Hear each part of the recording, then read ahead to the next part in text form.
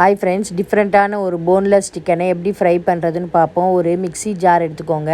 அதில் பச்சை மிளகா காரத்துக்கு போட்டுக்கோங்க, காஞ்ச மிளகா போட்டுக்கோங்க, 4 பூண்டு போட்டுக்கோங்க, 2 இஞ்சி போட்டுக்கோங்க, கொஞ்சமாக கருவேப்பிலை, கொஞ்சமாக புதினா, கொஞ்சமாக கொத்தமல்லி போட்டு பேஸ்ட் மாதிரி அரைச்சிக்கோங்க. நான் பிரஸ்ட்டு பீஸ் சிக்கனை வந்து சின்ன சின்னதாக நறுக்கி வச்சுருக்கேன். அதில் கொஞ்சமாக மஞ்சள்தூள் போட்டு பிணைஞ்சிக்கோங்க. இந்த மிக்சரையும் போட்டு ஆட் பண்ணிக்கோங்க.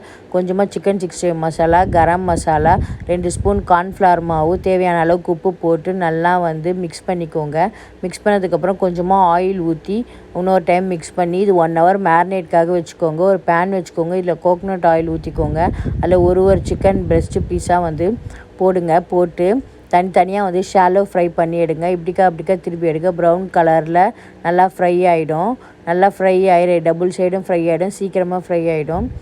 ரொம்ப நல்லாயிருக்கும். உள்ளே வந்து ஜூஸியாக இருக்கும், வெளில வந்து கிறிஸ்பியாக இருக்கும். இந்த மாதிரி இன்ட்ரெஸ்டான வீடியோக்கு நம்ம சேனலை லைக் பண்ணுங்கள், சப்ஸ்கிரைப் பண்ணுங்கள்.